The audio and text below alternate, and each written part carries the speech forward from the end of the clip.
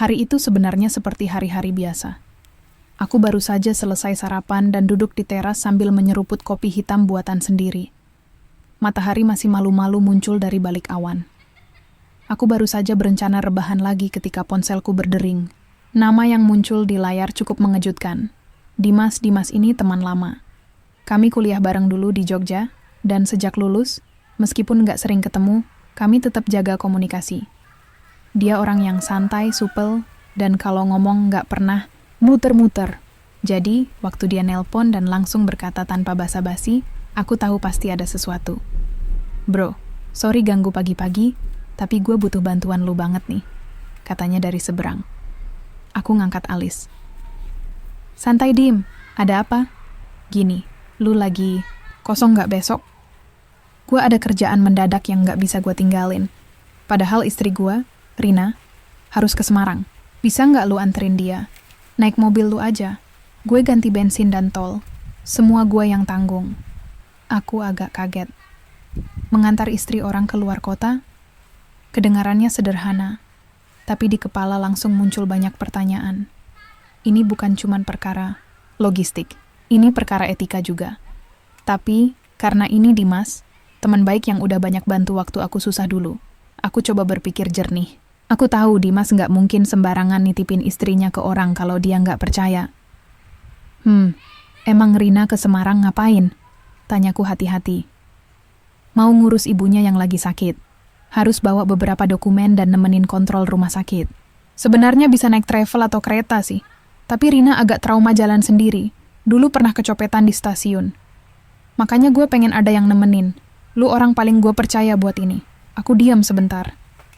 Kopi di tanganku tiba-tiba terasa hambar. Lu yakin, Dim? Tanyaku sekali lagi.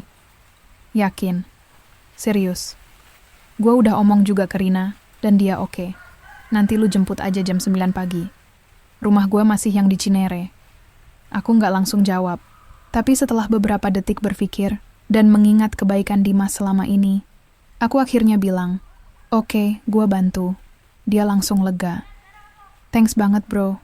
Beneran, gue hutang besar. Setelah telepon ditutup, aku termenung cukup lama. Ini bukan perjalanan biasa. Bukan juga sekadar tugas antar jemput. Ini amanah. Dan yang bikin deg-degan, yang dititipkan ini adalah istri orang, bukan barang, bukan titipan kucing saat liburan. Aku pernah dengar cerita-cerita dari temen yang awalnya cuma nemenin, ujungnya jadi diam-diaman. Niat baik bisa berubah jadi masalah kalau kita nggak hati-hati. Tapi aku berusaha buang pikiran negatif. Aku percaya diri bisa jaga jarak dan profesional. Keesokan harinya, aku bangun lebih awal dari biasanya. Aku pastikan mobil dalam kondisi prima, cek oli, air radiator, tekanan ban, bahkan sempat vakum kabin biar lebih nyaman. Aku mau perjalanan ini berlangsung lancar. Nggak ada alasan untuk mampir-mampir aneh. Sekitar jam 8.30, aku berangkat menuju rumah Dimas. Jalanan masih lengang, dan udara pagi cukup sejuk. Di kepala, aku membayangkan Rina. Aku pernah ketemu dia beberapa kali saat nongkrong bareng Dimas. Orangnya kalem, sopan, dan sedikit pendiam. Gaya bicaranya lembut. Agak malu-malu kalau ditanya. Tapi aku nggak terlalu kenal dekat. Sampai di rumah mereka, pintu dibuka oleh Rina sendiri. Dia sudah rapi. Pakai blaus putih dan jeans hitam, dengan tas kecil tergantung di bahunya.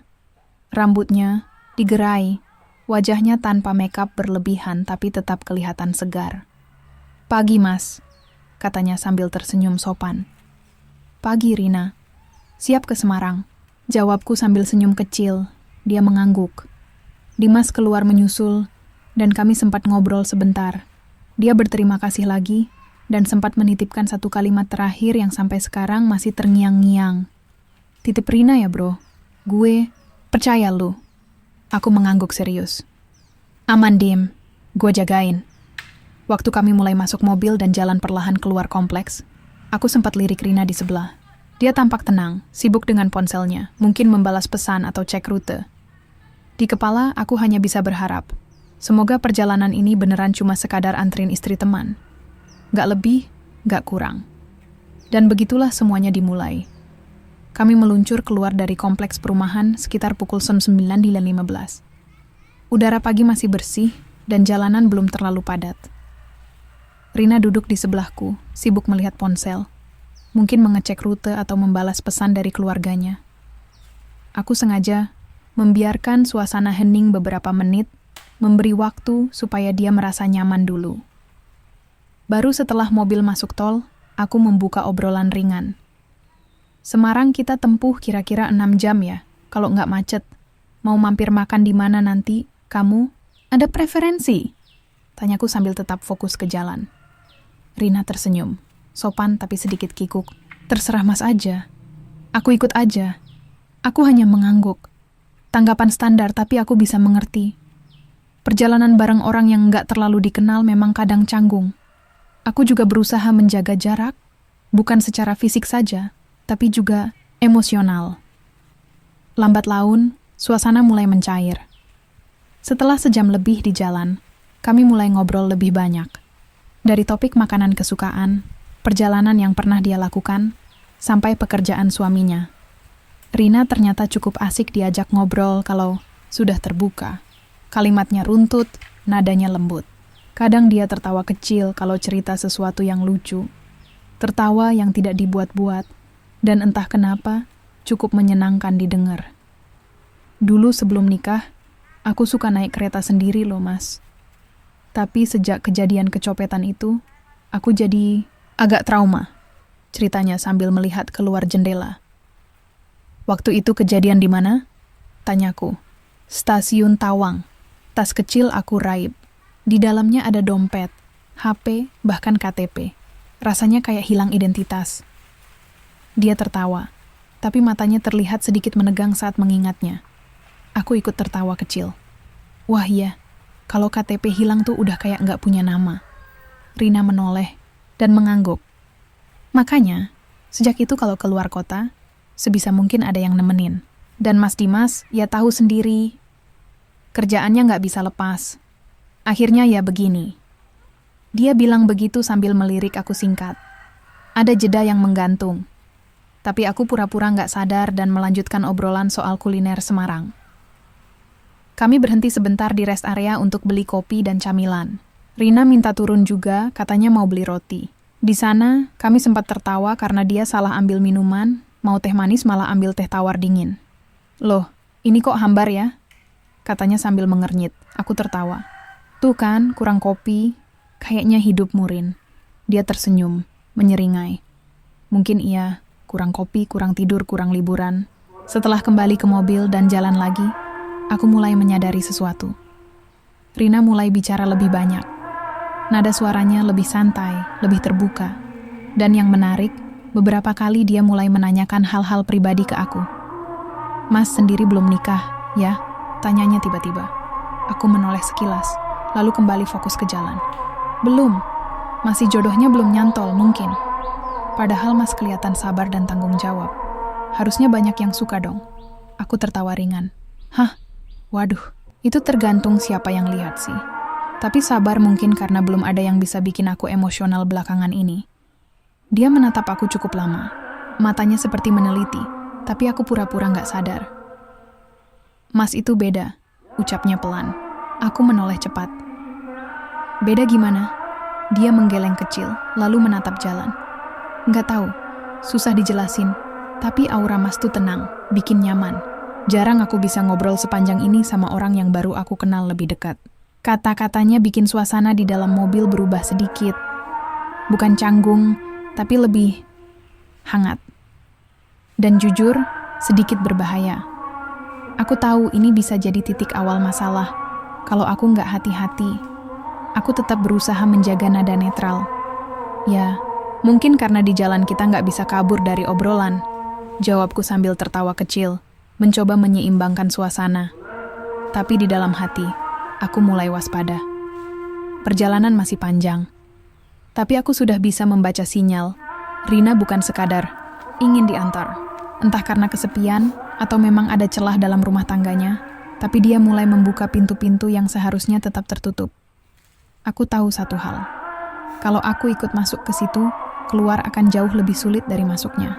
Langit mulai berubah warna ketika mobil kami melintasi daerah Batang. Awan menggumpal tebal, menggantung rendah seperti menahan sesuatu. Udara juga mulai terasa lebih lembab. Jam di dashboard menunjukkan pukul 16.35 dan matahari nyaris tenggelam, tertelan awan kelabu. Rina tampak lelah. Sepanjang 1 jam terakhir, dia banyak diam. Pandangannya kosong, mengarah keluar jendela, sambil sesekali memainkan ujung rambutnya. Aku sendiri mulai merasa pegal. Punggungku sedikit nyeri dan konsentrasiku mulai menurun. Perjalanan masih menyisakan sekitar 1,5 jam lagi kalau kondisi jalan lancar. Tapi sepertinya alam semesta punya rencana lain. Tepat ketika kami melintasi Pekalongan, hujan turun. Deras. Bukan gerimis romantis seperti di film-film, tapi hujan lebat yang memaksa semua mobil melambat. Jalanan mulai basah licin, dan pandangan terhalang oleh kabut dan percikan air dari kendaraan di depan. Aku menurunkan kecepatan dan menyalakan wiper maksimal. Astaga, ini parah banget ya, gumamku sambil mencengkeram setir. Rina akhirnya bicara lagi. Kali ini nadanya lembut tapi jelas. Mas, gimana kalau kita istirahat dulu aja malam ini? Kayaknya bahaya kalau dipaksain. Aku menoleh sekilas. Dia tampak serius.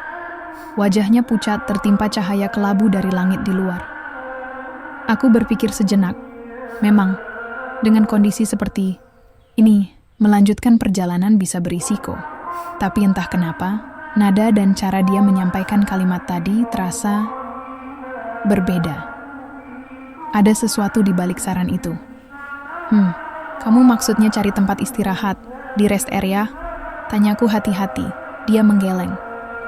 Aku udah booking hotel kecil di Kendal. Tadi waktu kita mampir ke rest area. Jaga-jaga aja kalau cuaca kayak gini. Daripada ribet dadakan, aku prefer siapin duluan. Aku terdiam. Ini berarti dia memang sudah mempertimbangkan kemungkinan ini jauh. Sebelum aku sadar perjalanan kami bakal terhambat cuaca. Entah kenapa jantungku mulai berdetak lebih cepat. Hotel? Ulangku pelan.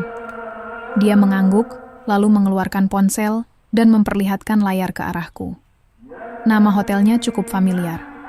Hotel kelas menengah, bersih dan punya reputasi bagus di Kendal. Tapi yang membuatku lebih terdiam adalah kamar yang dia booking 1 kamar, 1 tempat tidur. Ini, aku mulai bicara, tapi kalimatku menggantung. Tenang, katanya cepat, seolah bisa membaca pikiranku. Kalau Mas nggak nyaman, bisa minta extra bed. Aku cuma pengen tempat yang proper buat istirahat. Badanku rasanya udah nggak kuat duduk lama. Dan kalau kita maksa lanjut, bisa bahaya. Aku mengangguk pelan, mencoba berpikir rasional. Di satu sisi dia benar, kondisi cuaca tidak ideal. Tubuh juga butuh istirahat. Tapi di sisi lain, aku tahu betul batas yang sedang aku dekati.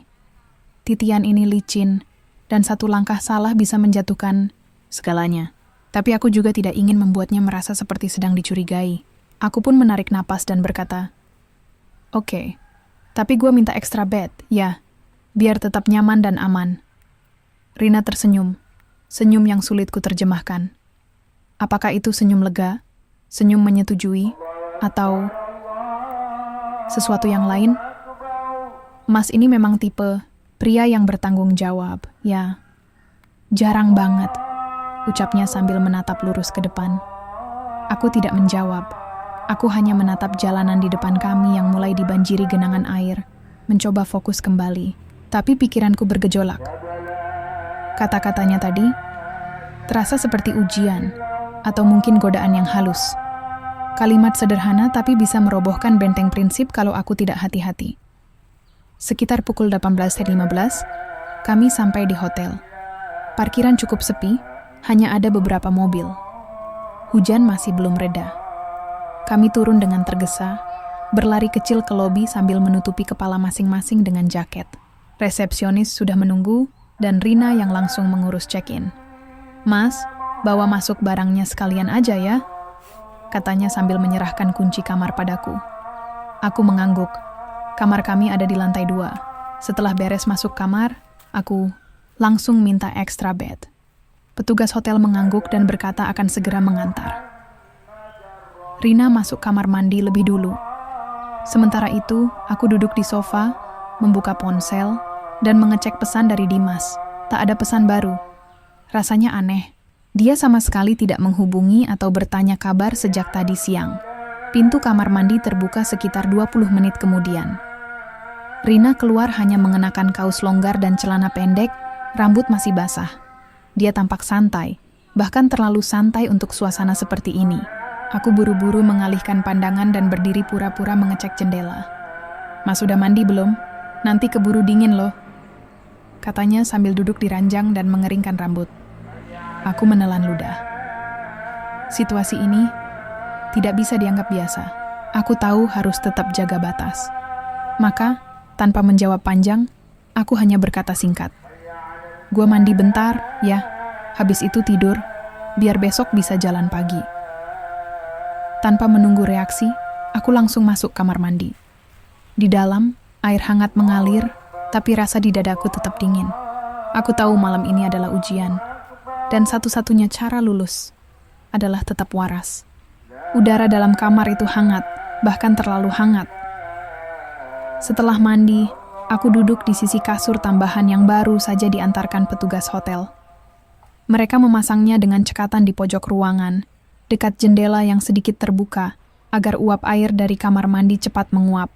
Dari celah jendela, suara rintik hujan terdengar samar, ritmis dan menenangkan. Tapi pikiranku justru makin resah. Rina duduk di sisi ranjang utama, bersandar pada bantal sambil memainkan ponsel.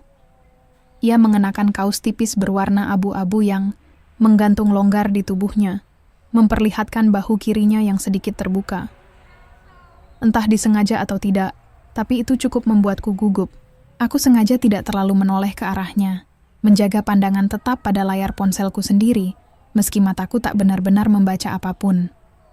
Henning melingkupi kamar selama beberapa menit. Suasana seolah menggantung di antara dua orang asing yang terjebak dalam ruang terlalu sempit untuk dua tubuh dan terlalu luas untuk kata-kata netral.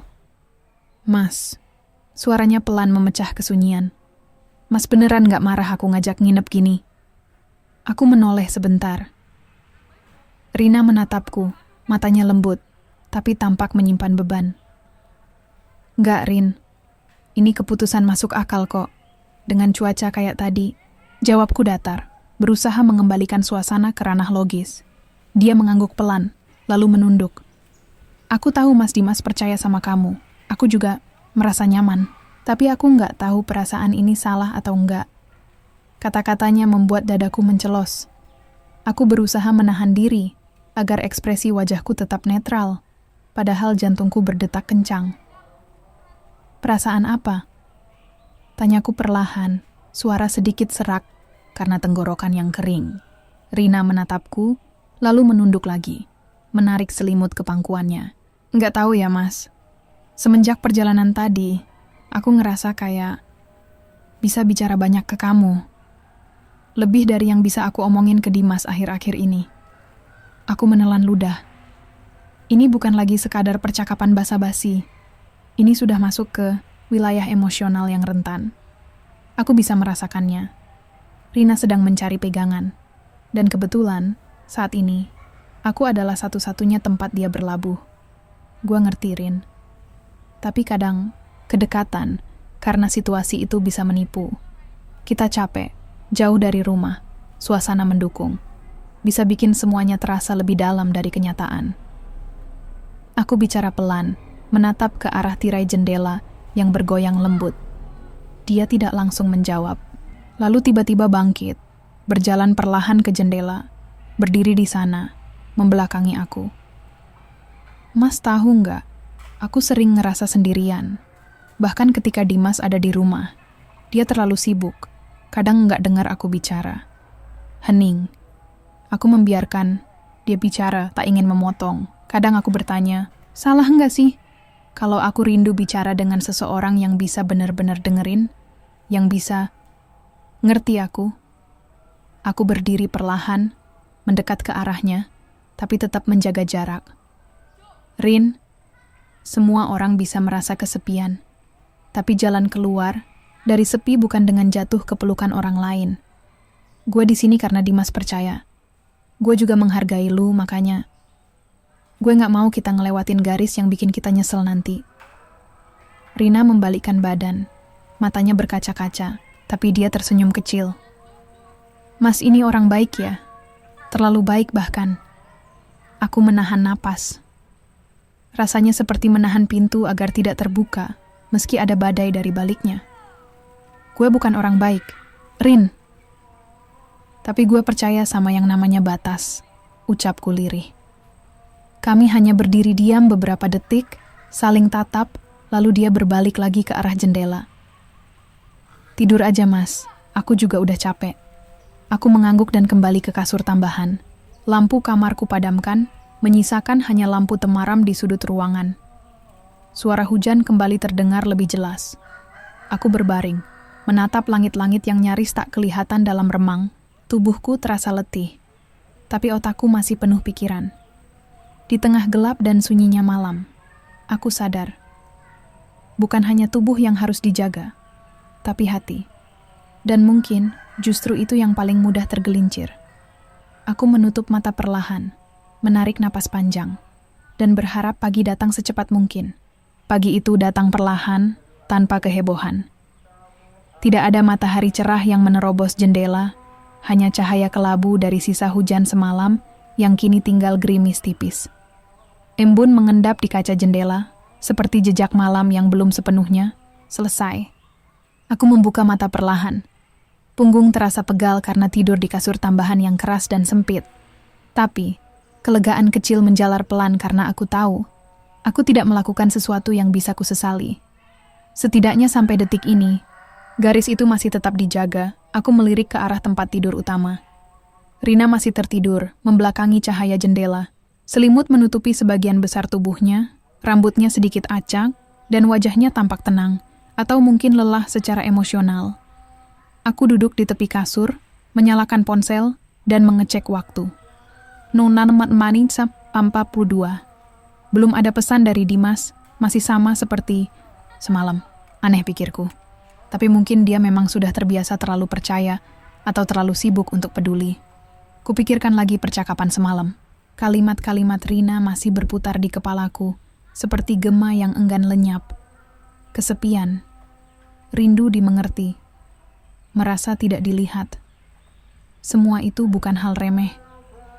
Aku percaya, rasa-rasa seperti itu bisa membuat seseorang melangkah ke arah yang tidak pernah mereka bayangkan sebelumnya. Dan jika tidak ada orang yang cukup sadar untuk menarik mereka kembali, maka bisa saja mereka jatuh. Aku berdiri pelan, masuk ke kamar mandi, dan membasuh wajah dengan air dingin.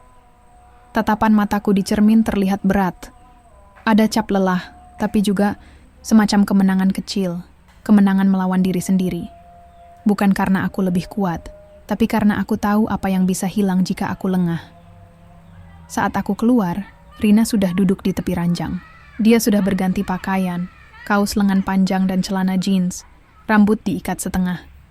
Dia menatapku sebentar, lalu tersenyum tipis. Pagi, Mas. Pagi, balasku singkat. Hening beberapa detik sebelum dia bicara lagi. Aku minta maaf kalau semalam aku bikin situasi jadi nggak nyaman. Aku mengangguk pelan, duduk di kursi dekat meja kecil. Nggak apa-apa. Kita semua manusia, Rin. Dan kadang, kita butuh ruang buat jujur sama diri sendiri. Tapi, gue bersyukur kita masih bisa nahan diri. Rina tersenyum. Kali, ini senyumnya lebih jujur, lebih lapang. Mas orang yang langka, tahu nggak? Katanya sambil menatapku. Kebanyakan laki-laki mungkin akan ambil kesempatan dalam kesempitan. Tapi Mas justru milih mundur. Aku menunduk sedikit. Gue bukan mundur, Rin. Tapi milih bertahan. Karena mundur berarti gue nggak peduli. Tapi kalau bertahan, itu artinya gue sadar. Ini bukan tempat gue. Dia mengangguk. Lalu menarik napas panjang. Aku juga sadar. Mungkin perasaanku semalam cuma karena capek dan ngerasa sendiri. Tapi kamu benar. Kalau kita nggak jaga garis, itu semuanya bisa hancur.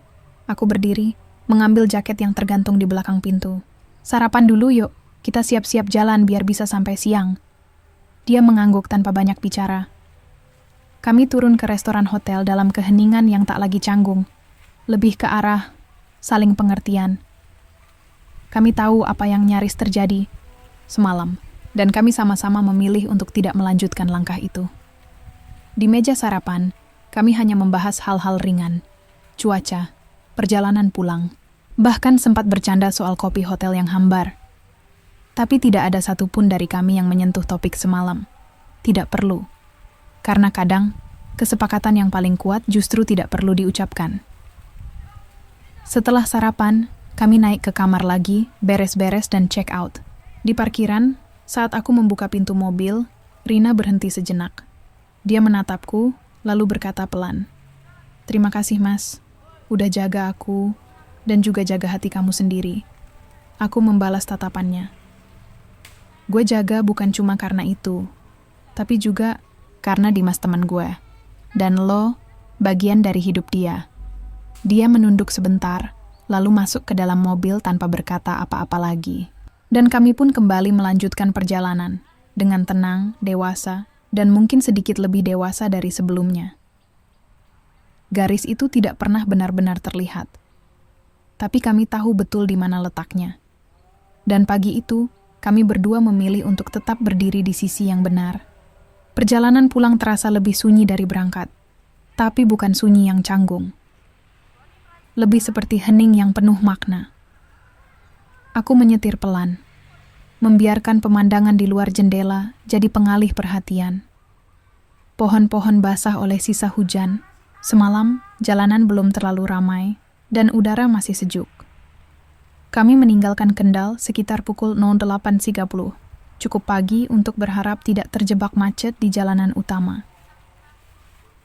Rina duduk di kursi penumpang, mengenakan earphone dan sesekali menatap keluar jendela. Dia tidak banyak bicara, tapi ekspresi wajahnya lebih tenang. Ada semacam kedewasaan baru yang muncul dari sorot matanya, seolah dia telah selesai melewati badai kecil dalam dirinya, dan sekarang bisa bernapas lebih lega. Aku juga memilih diam. Bukan karena tidak ingin bicara, tapi karena merasa cukup dengan semua yang telah kami lewati. Malam kemarin jadi semacam titik balik. Tidak ada hal fisik yang terjadi, tapi secara batin, itu mungkin malam paling berat yang pernah kuhadapi sejak mengenal Dimas dan Rina. Kami berdua nyaris melewati garis tipis, itu, garis yang memisahkan niat baik dan kesalahan fatal. Di dashboard mobil, playlist musik instrumental mengalun pelan. Tidak ada lagu galau, tidak ada lirik yang bisa membuat suasana jadi sentimental. Hanya nada-nada piano yang mengisi ruang antara kami. Dan itu sudah cukup. Sekitar pukul 10 lewat, kami berhenti di rest area untuk sekadar ke toilet dan beli minuman. Saat kami duduk di bangku beton di pinggir taman kecil rest area itu, Rina akhirnya bicara, "Mas, setelah ini kita balik ke hidup masing-masing ya." Aku menoleh pelan. Memang dari awal kita nggak kemana-mana, Rin. Kita cuma nyasar sebentar. Dia tersenyum. Iya, tapi aku nggak akan lupa kalau aku pernah hampir jatuh. Dan kamu yang menarik aku kembali. Aku menggeleng pelan. Kamu yang mutusin buat nggak jatuh. Gue cuma ada di situ. Rina menghela napas, lalu memandang ke kejauhan. Kadang, aku pengen jadi perempuan biasa. Yang bisa cerita ke laki-laki tanpa mikir ini suami orang, istri orang, atau apapun. Tapi hidup nggak sesederhana itu, ya? Aku diam sebentar, lalu menjawab, "Enggak, hidup memang rumit. Tapi justru itu yang bikin keputusan kita berarti. Kalau semua gampang, nggak ada nilainya." Dia menatapku dalam diam. Lalu setelah beberapa detik, dia mengangguk dan berdiri. "Yuk, lanjut. Aku pengen sampai rumah sebelum siang." Kami kembali ke mobil. Suasana di dalam tetap tenang. Tapi kali ini ada rasa baru. Semacam penerimaan bahwa momen kemarin adalah persimpangan, dan kami sudah memilih jalan yang benar. Menjelang tengah hari, kami memasuki wilayah kota. Bangunan mulai rapat, jalanan makin sibuk, dan suasana urban kembali menyambut. Pukul 11.45, kami sampai di depan rumah Dimas dan Rina. Aku memarkir mobil perlahan, mematikan mesin, dan menoleh ke arahnya. "Udah sampai," kataku singkat. Rina membuka seatbelt dan menatapku sebentar.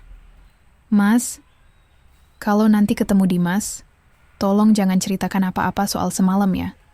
Bukan karena aku malu, tapi aku mau cerita sendiri. Dengan caraku, aku mengangguk. Itu urusan kalian. Gua nggak akan campur. Tapi kalau ada hal yang bisa diperbaiki, perbaikin, Rin. Jangan tunggu sampai semuanya keburu rusak. Dia tersenyum kecil, lalu membuka pintu dan turun. Sebelum masuk ke dalam rumah, dia sempat menoleh lagi. Terima kasih, Mas, untuk segalanya. Jaga diri, ya. Aku hanya membalas dengan anggukan. Lalu dia berjalan pelan masuk ke dalam rumah. Pintu tertutup perlahan, meninggalkan keheningan di dalam mobil yang tiba-tiba terasa sangat luas. Aku menatap jalanan di depanku. Mobil-mobil lalu lalang, orang-orang sibuk dengan aktivitas mereka masing-masing. Dunia terus berjalan, seolah tidak. Ada yang tahu bahwa tadi malam ada 2 manusia yang hampir mengambil keputusan salah dan memilih tidak melakukannya. Aku menyalakan mesin dan menarik napas panjang. Semua ini mengajarkanku sesuatu yang tidak aku pelajari di buku atau film. Bahwa godaan bisa datang dalam bentuk halus. Bahwa menjaga kepercayaan bukan hanya soal tidak mengkhianati, tapi juga soal tidak memberi celah untuk pengkhianatan terjadi. Dan bahwa kadang orang paling rentan bukan yang tampak rapuh, tapi yang terlihat kuat tapi diam-diam kesepian. Perjalanan pulang ke rumah sendiri hanya butuh setengah jam, tapi rasanya jauh lebih panjang. Sepanjang jalan, aku tidak menyalakan musik. Aku ingin mendengar suara pikiranku sendiri. Menyusun kembali batas-batas yang semalam sempat kabur. Sampai di rumah, aku parkir dan duduk di dalam mobil selama beberapa menit. Hanya diam. Lalu tersenyum kecil. Bukan karena senang, tapi karena lega. Lega karena aku bisa pulang. Dengan kepala tegak. Hari itu, aku sadar. Jalan yang benar seringkali tidak mudah. Tapi selalu membuatmu bisa tidur tenang dan bangun tanpa rasa sesal.